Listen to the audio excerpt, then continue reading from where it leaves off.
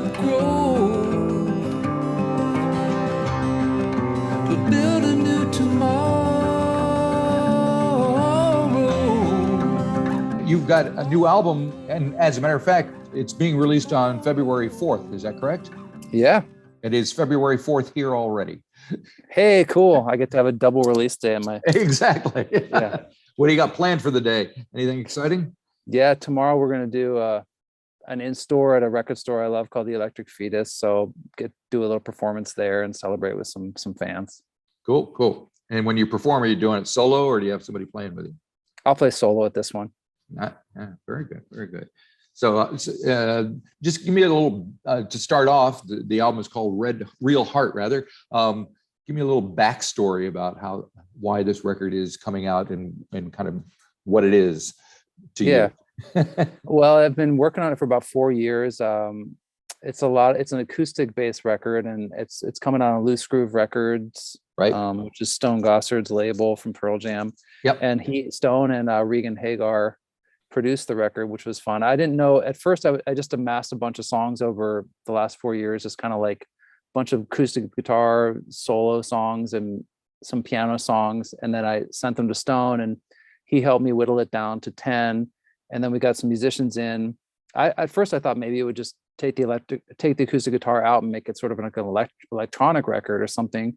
And then he was like, no, we got to keep the guitar. The guitar is the centerpiece. So right, we had the guitar be the centerpiece, and then had some musicians come in Seattle and sort of augment it in this sort of like production style, sort of in like a Cat Stevens or a Nick Drake style production. So there's some strings, some light horns, and little bits of drums, but mostly just percussion. And it's kind of just like a straight up folk record, which was fun for me to make. Right. No, that's quite a stretch from an electronic record.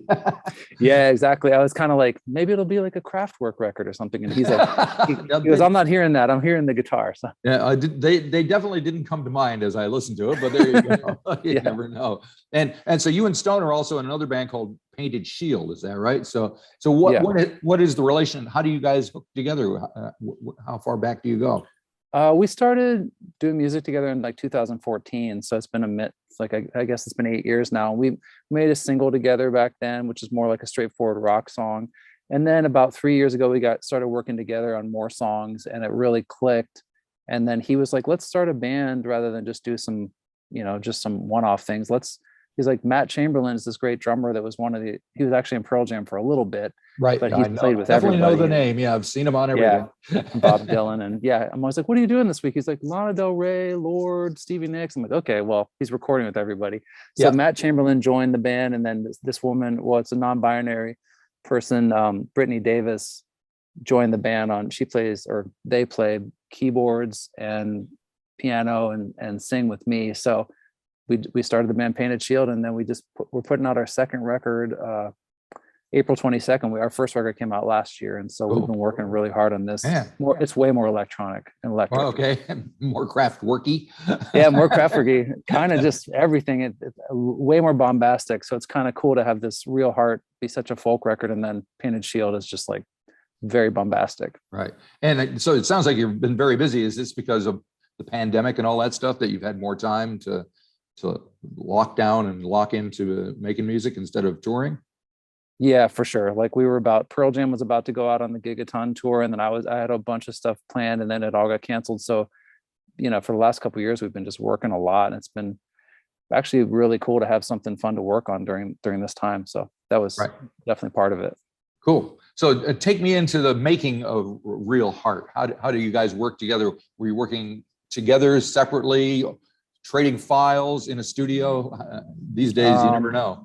Yeah, well, it was mostly, the majority of it was done in my house on a lake. So I was looking out of the lake, recording the vocals and guitar and piano. I did that myself, and then sent it to Stone in Seattle. And then he has a studio there called Litho. And then he took those tracks and just went in with I think 3 other guys. He was playing some guitar, and then 3 other guys kind of just listened to the songs in the studio through the PA and then just played.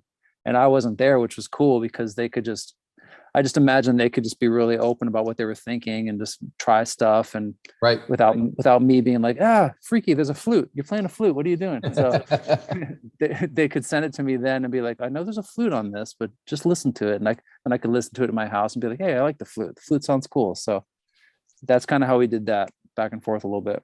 Okay. And yeah, I noticed like there's strings and things on the title track, Real Heart. Like, yeah, it starts out kind of piano and voice, and then there's strings involved. That kind of picture isn't right. It never shows you all the bad things. Yeah, you can hide it in plain sight and edit out your thoughts and feelings. Con artist lover, deep undercover, hounded by the industry lights. Whoa, sweet Alabama, smile for the camera, show them everything's alright. You must have a certain amount of trust between everybody working like that, because the songs sound very personal. So obviously you have to kind of have the final approval over everything. Oh yeah, totally. And it was cool working with Stone as producer, because, we started working together in 2014. So by the time this came around, we had so many conversations about, what's important to me about music. And the thing about Stone that I love too is he's very literary. Like he's the kind of guy who every month goes to the bookstore and buys 5 books, the 5 of the new releases, and reads them, all different genres. And so he really talks about lyrics a lot, and he really is like listening to the narrative and stuff, which is pretty unusual for a rock guitar player, I think. So yeah, not the cliche. Yeah, it's not the cliche. So it's sort of like I could trust that he was going to make sure that there was going to be, the voice and the narrative were going to be supported the whole way through. And he was, but at the end of the day, yeah, I was definitely the one that was like, that works, that doesn't, I like that feels right. But for the most part, it worked for me. Yeah, okay. Now, one of the tracks I wanted to touch on was On the Brink. I see there's a video for it. And I thought in the video, I saw maybe some kind of religious cult leader, maybe somebody from Heaven's Gate or something, because I've just watched this documentary called The Dark Side in the 90s, and they had something about them. But then the kind of the guitar right at the beginning immediately reminded me of an old Glenn Campbell song, like Galveston or something. So tell me what I'm hearing there.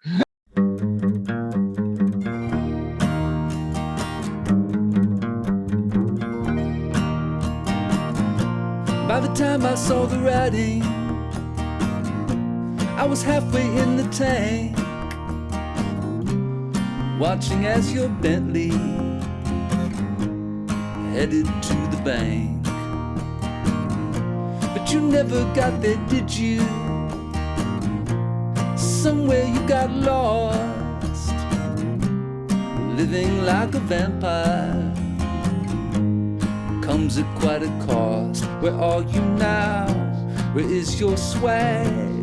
Dealing with all this has been such a drag. There ain't no love like a phony love.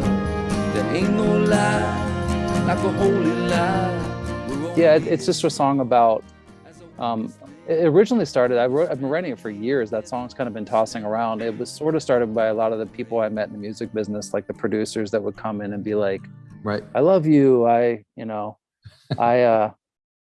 Just throwing them money around and throwing just like the words I love you around, and just like we're so interested in, then just this right underneath the surface was some darker energy there that was just way, and not a caring energy. So it was, I think one of the things I like working about with Stone and like working with Loose Groove is like I've taken many years, gone through different kinds of situations in the music business, and then that song, I think I feel really comfortable in this situation, and it kind of allowed me to write this song from a comfortable place of like, just kind of a lot of my songs in the past have been more like everything's going to be fine if you just choose love, and this song has a little bit more like you got to watch your back a little bit. And right, yeah, so that's kind of where that song's coming from. I think there's a line in there, the ugly truth is still the truth. And, yeah.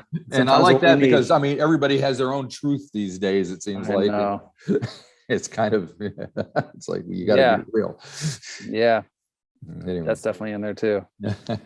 And is that an accordion in the game that I hear, or what is yeah, that's accordion. And through an amp, through like a guitar amp. No force lives without its counter. No horses too wild to tame. I wish I'd dismounted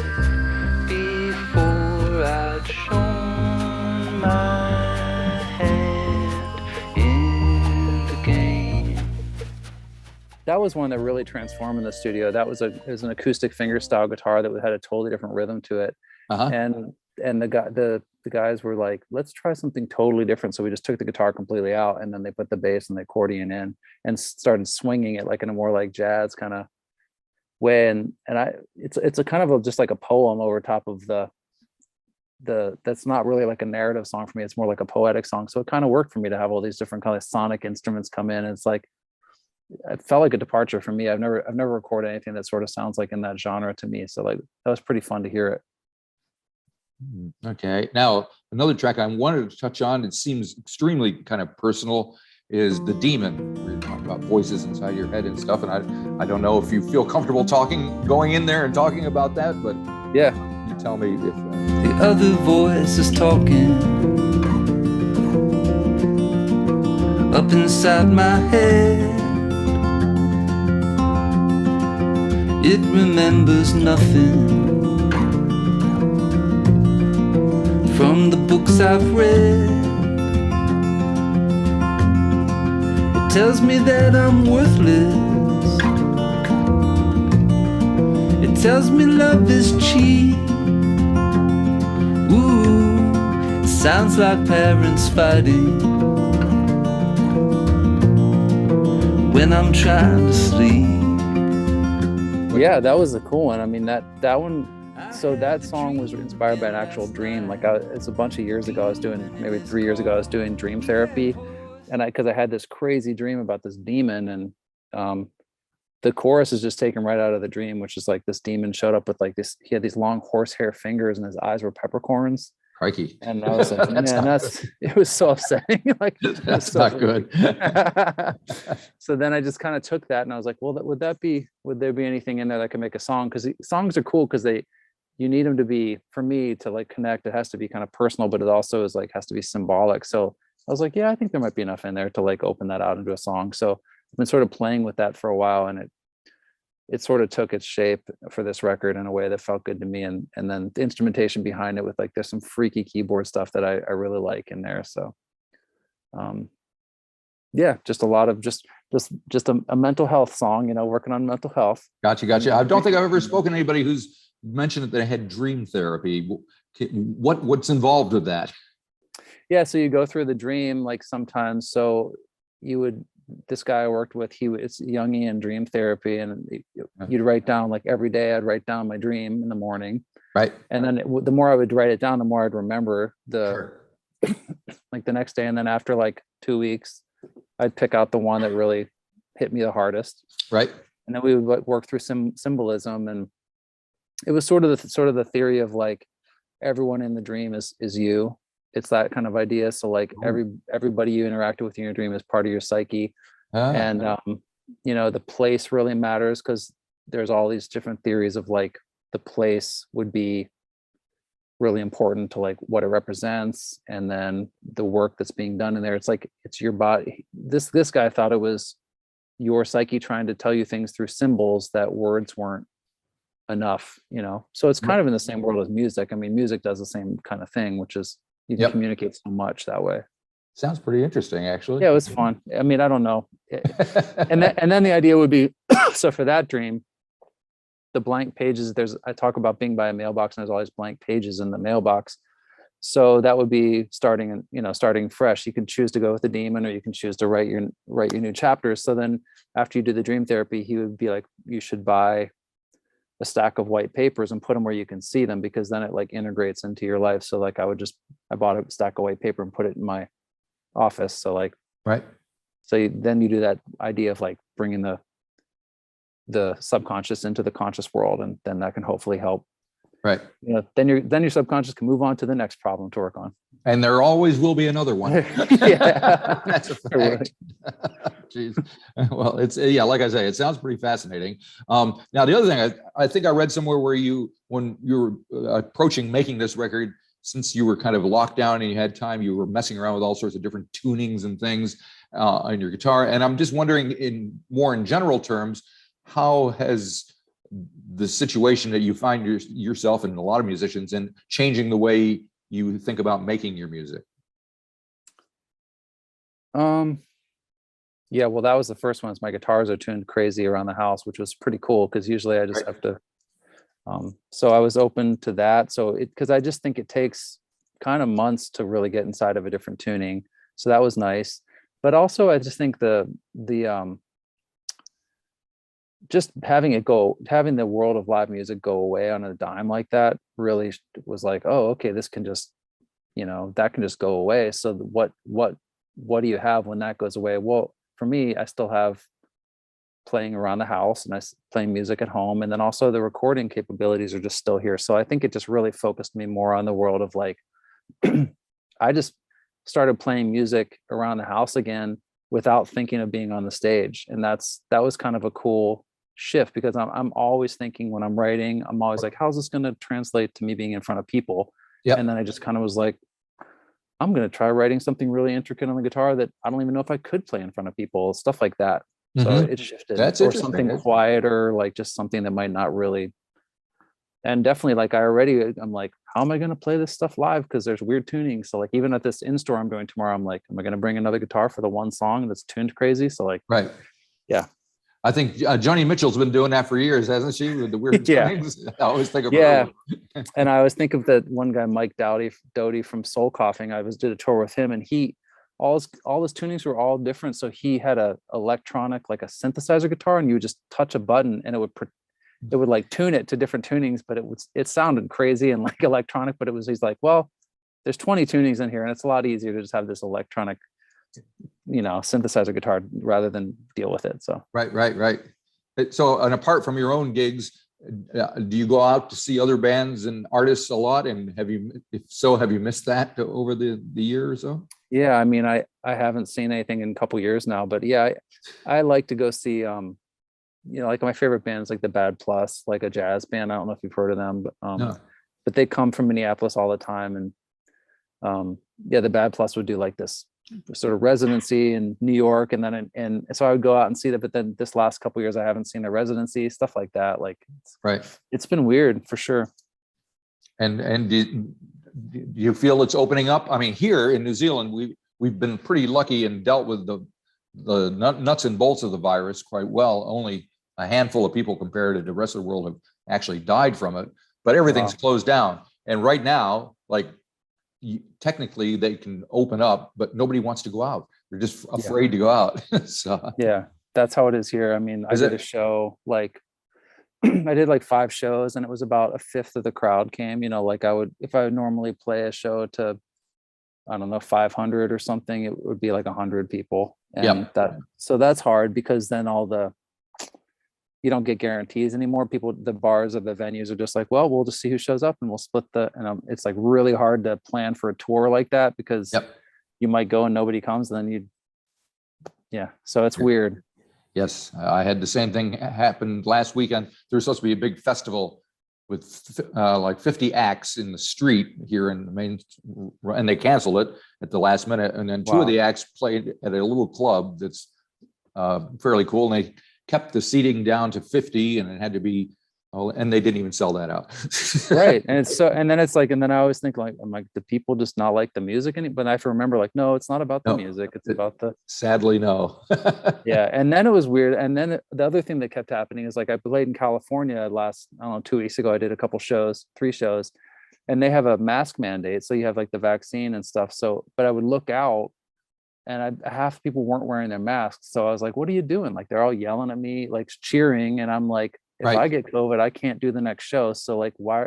But then I realized the people that are coming out are the ones that don't even believe it. They probably don't even believe in it anyway. So it's like, I'm in a catch-22 where I'm like, I don't want to be standing here in front of 100 people yelling at me that don't wear their mask when they're supposed to. And the people at the venue weren't like policing it at all. And it just was like, by the end of the night, I was like so stressed out. I was like, man, this is weird. This is such a weird dynamic, That sums it up pretty nicely from both sides of the stage, So I don't think anybody knows what they're supposed to be doing, what's right, what's wrong, what's appropriate, what isn't appropriate. Yeah, and the crowd's looking at me, and I don't have a mask on, so they're probably like, "Well, he's not wearing a mask. I'm not going to wear it." I'm like, "Yeah, it's just a weird thing."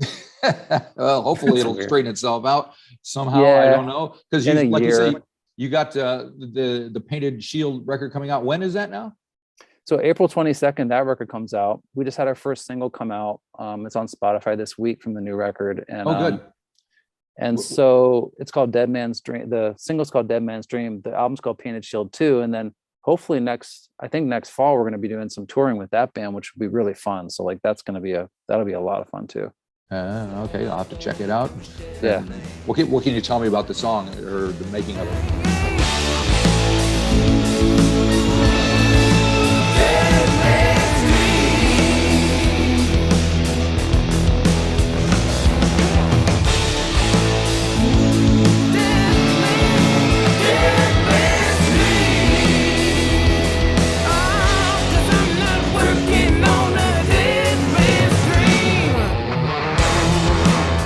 Oh, it's a really cool riff, like Stone. It's a really cool kind of Zeppelin-esque riff, and then Brittany's playing this really cool keyboard part. And I had this old folk song I've been working on called Dead Man's Dream, right? All these verses, and I was just like, it almost sounded like a Mississippi John Hurt kind of like a little thing. And I was like, oh, it'd be cool. Maybe I'll take these lyrics, because the song never totally clicked. And then I'm like, I'll try some folk lyrics with this kind of ripping guitar, and it just kind of clicked. And I was like, oh, that's fun. I love that. Like, it seems to work good when I take some of my like verses from old folk songs I'm working on and put them on the rock stuff. It adds a gear, which is neat. It adds cool. like a depth. All right. I'm looking forward to that now. Excellent. Yeah. Well, thank you very much for opening up your release day with us down here in New Zealand. We appreciate it. Yeah, thanks. I want to get down there sometime. That sounds like a great place. It is. I highly recommend it, and we'd love to have you. So come on down. All righty. Thanks for having me on. Have a great day. We'll see you. You too. Thanks, Marty. See ya. Bye-bye.